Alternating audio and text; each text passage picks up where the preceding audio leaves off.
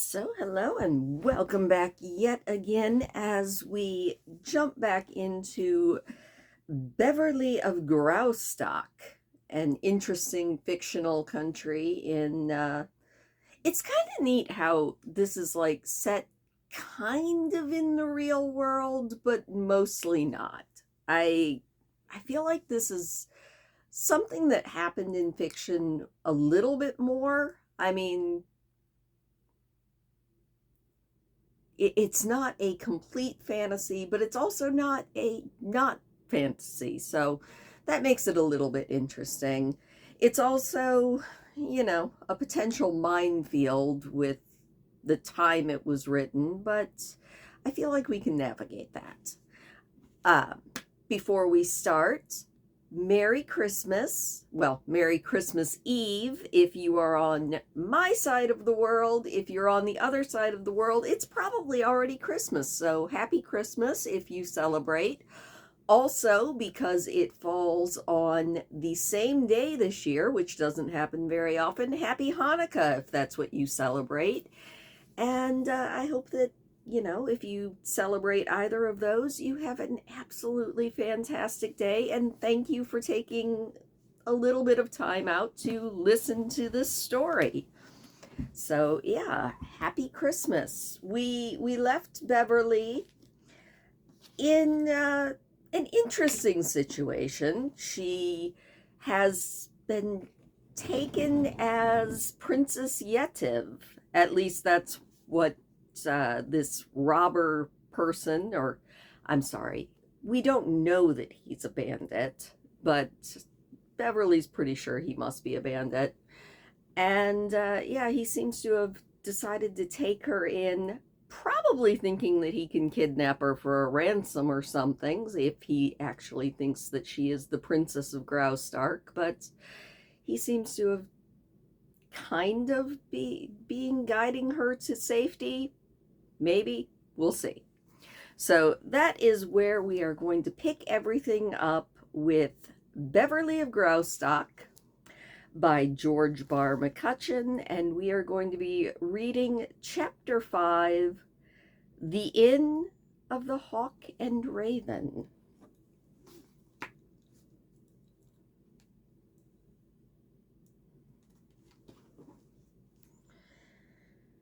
Two of the men walked close beside the door, one of them bearing a lantern. They spoke in low tones and in a language which Beverly could not understand. After a while, she found herself analyzing the garb and the manner of the men. She was saying to herself that here were the first real specimens of Graustark peasantry, and they were to mark an interesting spot in her memory. They were dark, strong-faced men of medium height with fierce black eyes and long black hair. As no two were dressed alike, it was impossible to recognize any characteristic styles of dress. Some were in the rude, baggy costumes of the peasant as she had imagined him. Others were dressed in the tight-fitting but dilapidated uniforms of the soldiery, while several were in clothes partly European and partly Oriental. There were hats and fezzes and caps, some with feathers in the bands and some without. The man nearest the coach wore the dirty gray uniform of an army officer, full of holes and tears, while another strode along in a pair of baggy yellow trousers and a dusty London dinner jacket. All in all, it was the motliest band of vagabonds she had ever seen. There were at least 10 or maybe a dozen in the party. Well, a few carried swords, all lugged long rifles and crooked daggers like the Tartars. "Aunt Fanny," Beverly whispered, suddenly moving next to her subdued servant, "where's my revolver?" It had come to her like a flash that a subsequent emergency should not find her unprepared.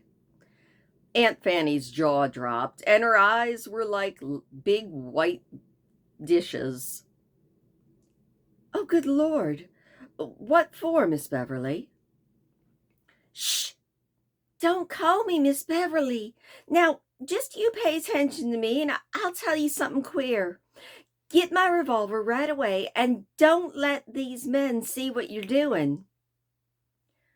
While Aunt Fanny's trembling fingers went off in search of her firearm, Beverly outlined the situation briefly but quite explicitly. The old woman was not slow to understand.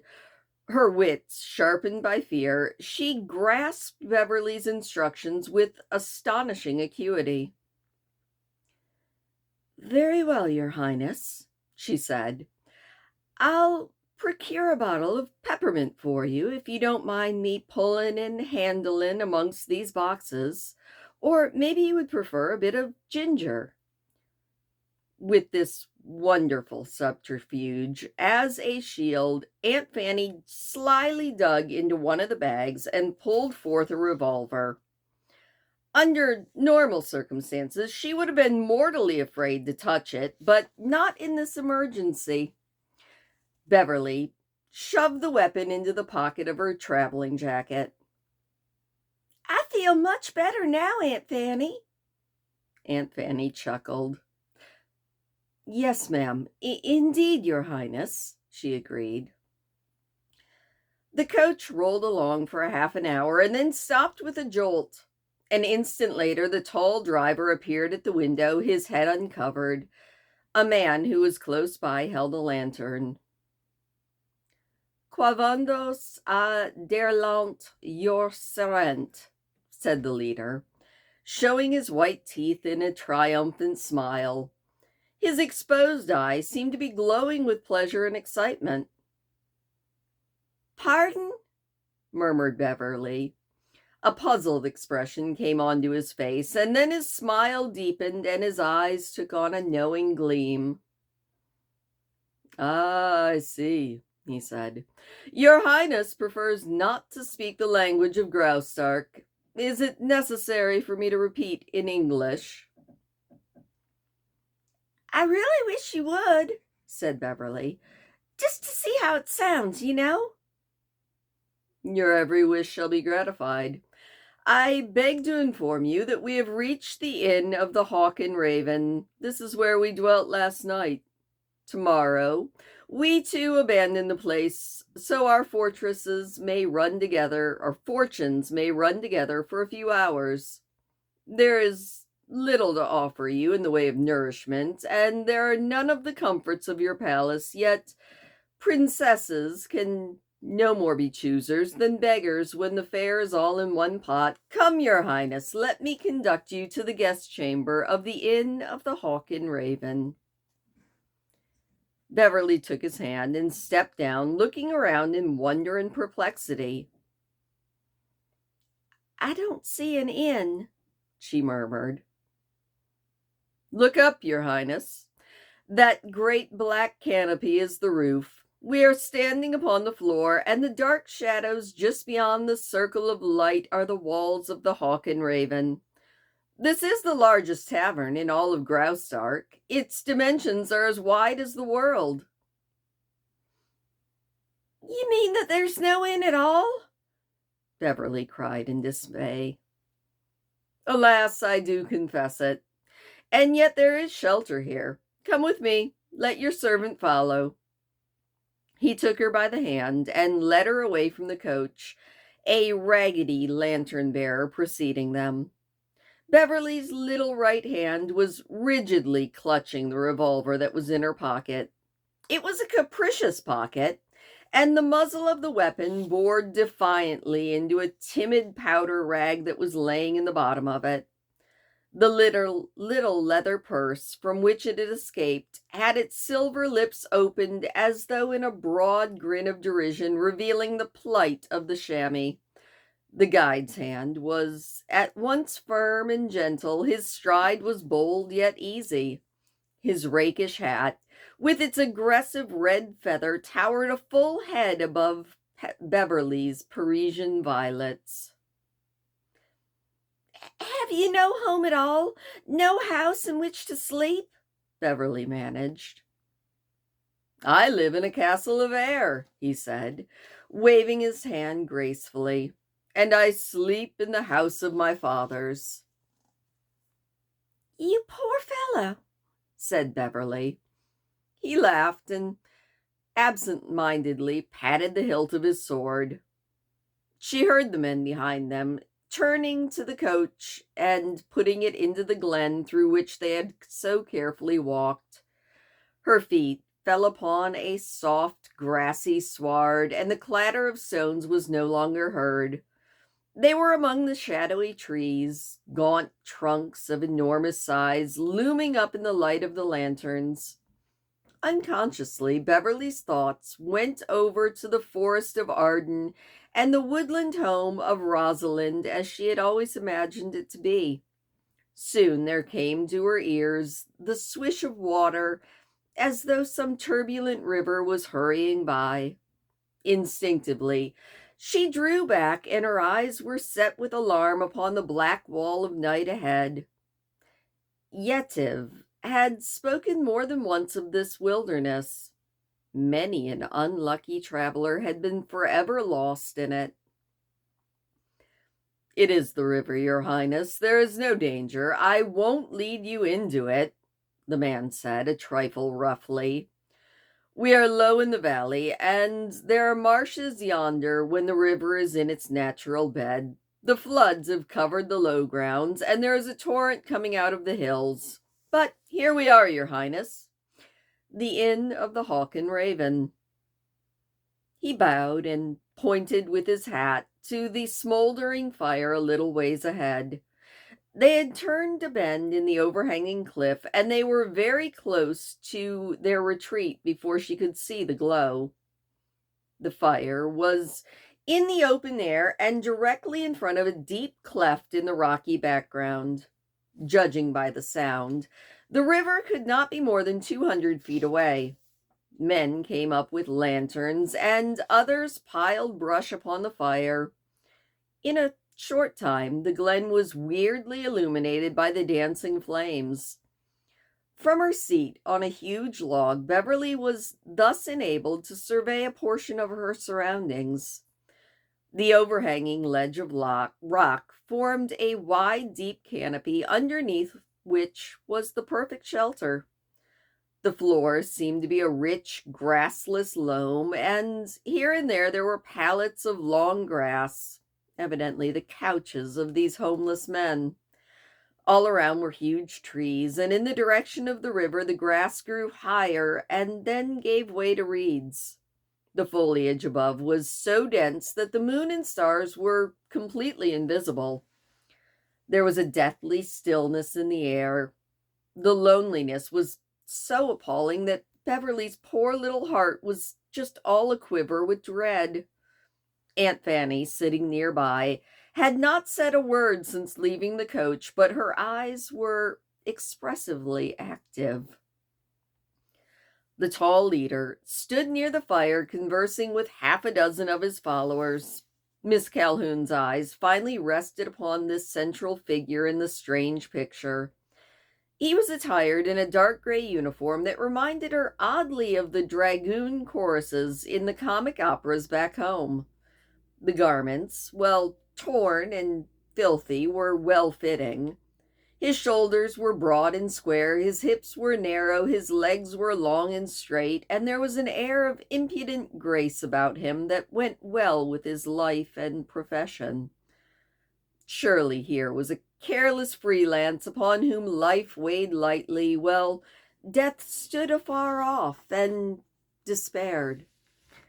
The light of the fire brought his gleaming face into bold relief because his hat was finally off. Black and thick was his hair, rumpled and apparently uncared for. The face was lean and smooth and strong, with a devil-may-care curve at the corners of the mouth. Beverly found herself lamenting the fact that such an interesting face should be marred by an ugly black patch, covering she didn't know what sort of defect. As for the rest of the men, they were a grim company.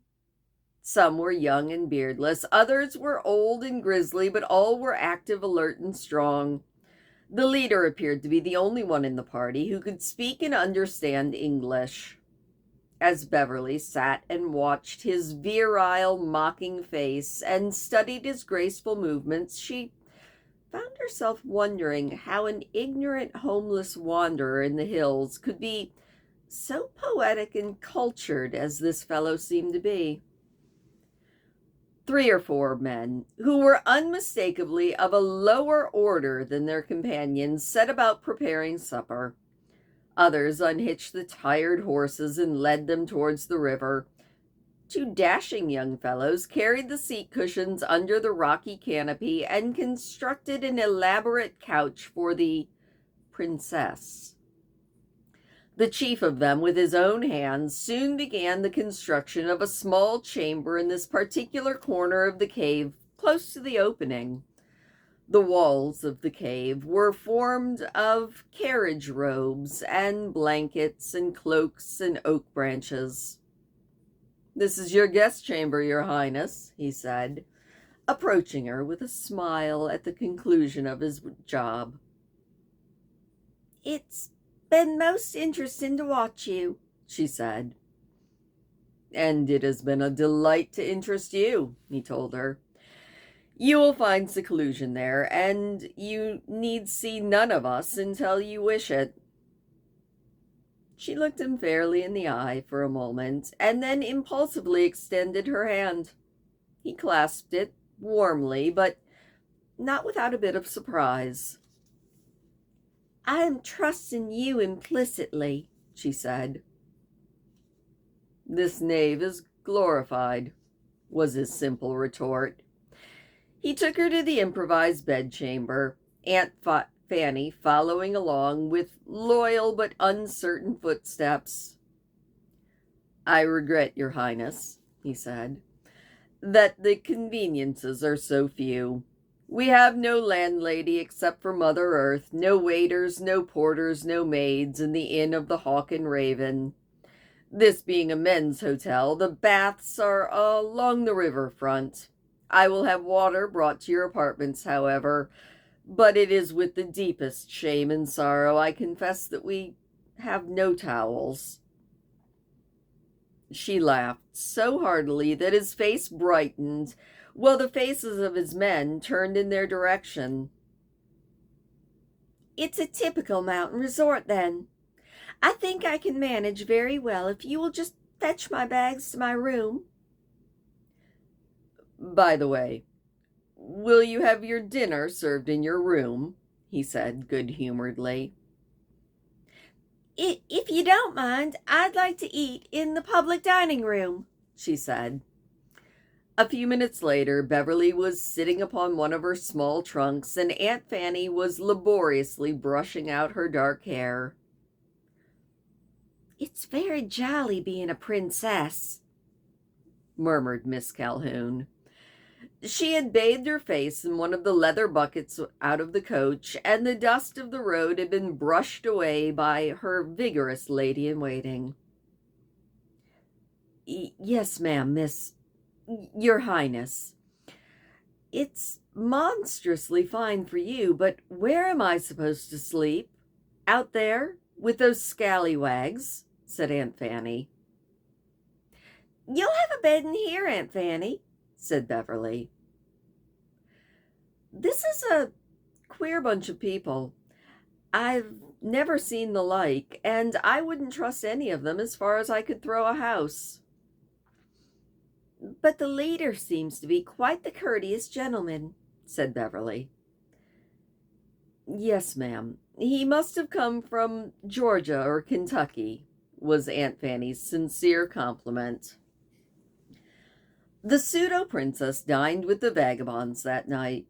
She sat on the log next to the tall leader and ate heartily of the broth and the boiled goat, the grapes, the nuts, and she drank of the spring water, which took the place of wine and coffee and cordial. It was a strange supper, amongst a strange environment, but she enjoyed it as she had never before enjoyed a meal. The air was full of romance and danger, and her imagination was enthralled. Everything was so new and unreal, she could scarcely believe herself even awake. The whole world seemed to have gone back to the days of Robin Hood and his merry men. "You fare well at the Inn of the Hawk and Raven," she said, her voice tremulous with excitement. He looked sadly at her for a moment, and then he smiled. "It is the first wholesome meal we've had in 2 days." "Oh, you don't mean that." "I do. We were lucky with the guns today, and fate was kind to us and to you, for we were better prepared to entertain royalty today than at any time since I've been in the hills of Graustark." "Then you haven't always lived in Graustark?" "Alas, no, your majesty. I've lived elsewhere." But were you born in the principality?" "I am a subject of its princess in heart from this day forward, but not by birth or condition. I am a native of the vast domain known to a few of us as circumstance." He gave her a reckless smile. "You're a poet, just a delicious old poet," said Beverly, forgetting herself in her enthusiasm. "Perhaps that is why I am hungry and unshorn. It never occurred to me in that light. When you are ready to retire, your highness," he said, abruptly standing, "we will be pleased to consider the Inn of the Hawk and Raven closed for the night. Having feasted, we should all sleep well.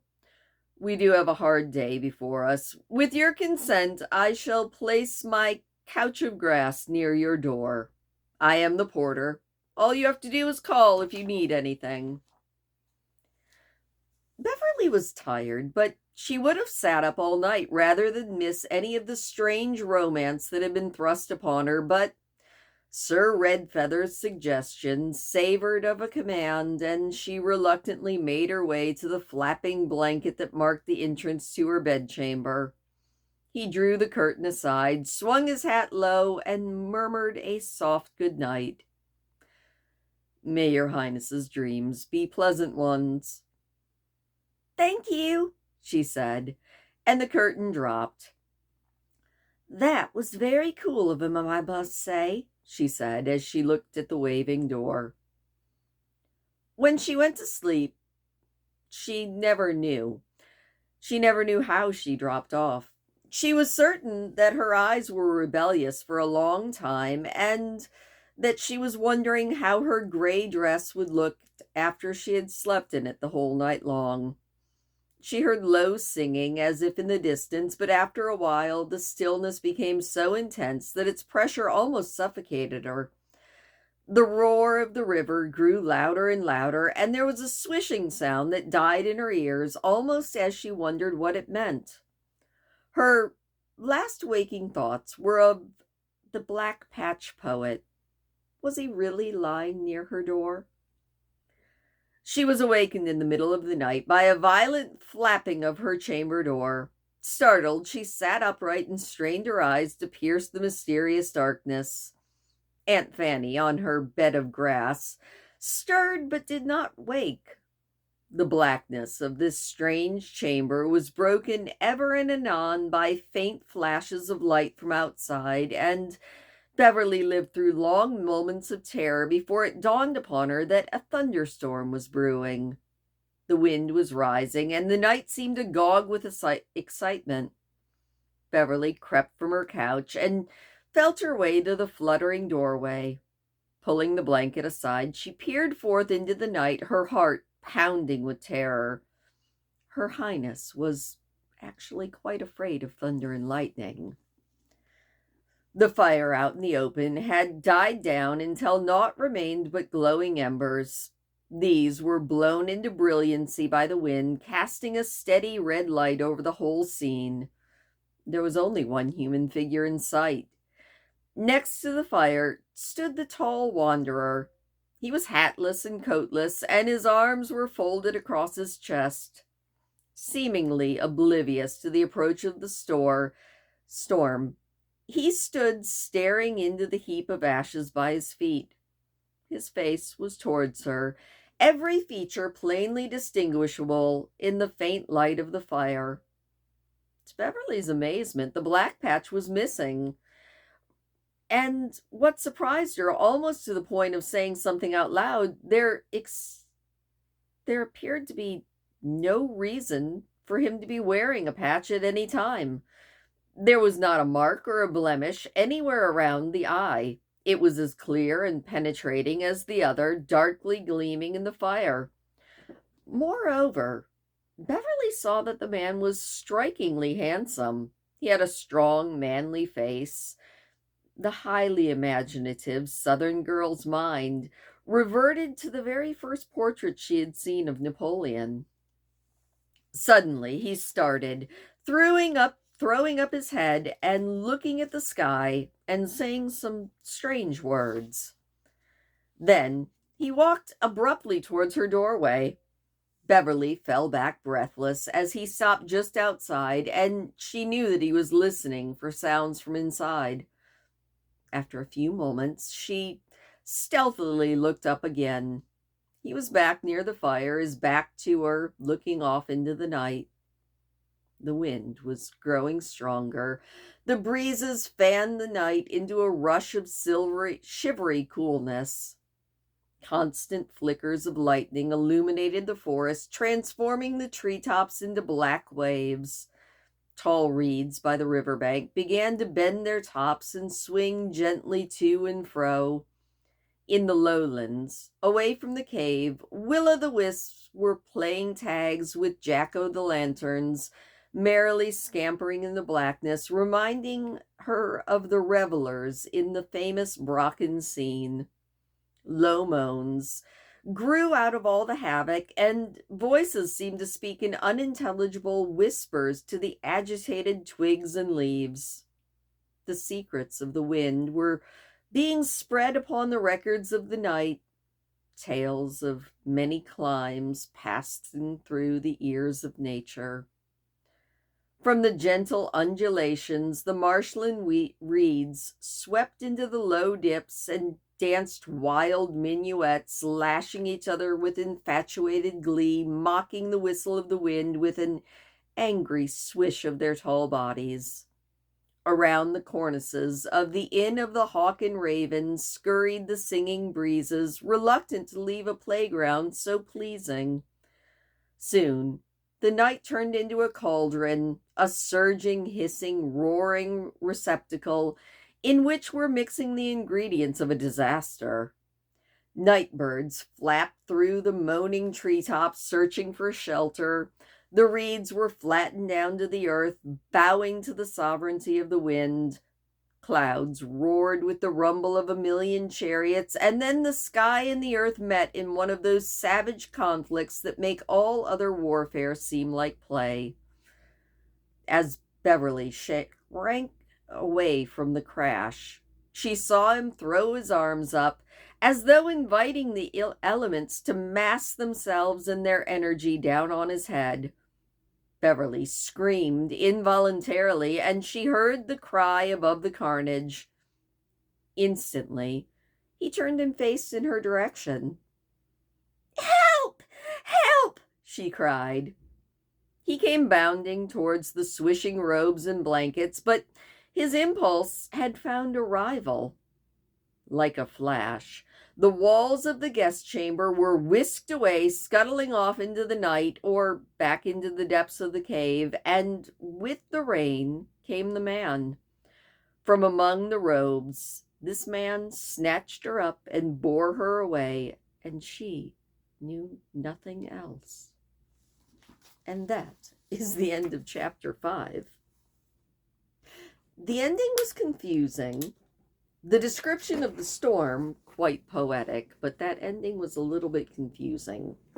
I guess she's being kidnapped from her kidnappers. Either that or Beverly's imagination has run away with her due to the fact that she's already afraid of thunder and lightning. That's one thing, like, I don't think that that's a fear I've ever had. I do love a good thunderstorm, with a caveat that I liked them more when I didn't live in the woods, because now I'm always in the back of my mind, I'm like, what if the power goes out? That would stink. So I don't like the wild weather, nearly as much as I did before I had to worry about power going out all the time. Anyway, thank you for listening to this chapter. It was an interesting one. I do like the idea of the Inn of the Raven and Hawk. I should describe my place like that. This is the cabin of the Raven and Hawk. Except I do have walls and a roof and an actual comfy bed, so I guess it's not quite the same. But if I go camping next summer, I will definitely say that I am staying at the Inn of the Raven and Hawk, because that just seems like such a poetic way to describe a camping place. But yeah. Anyway, thank you for listening.